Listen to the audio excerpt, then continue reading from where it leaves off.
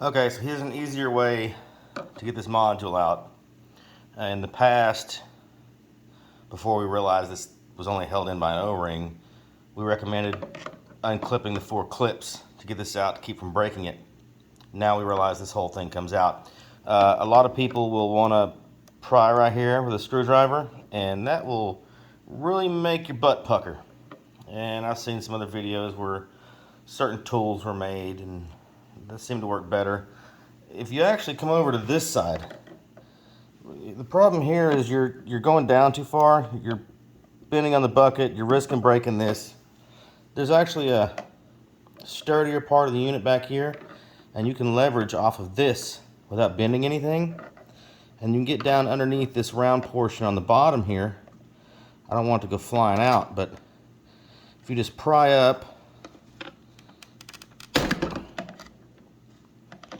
be more careful than me, you can feel it start to loosen.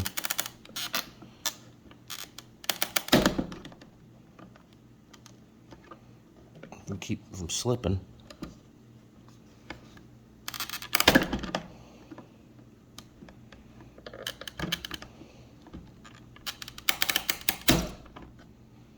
There we go.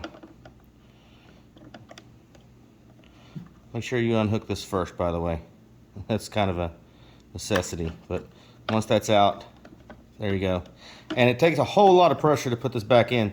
So when you go to put it back on, that's not all the way in. You really want to push hard, and then you'll feel it start to seat.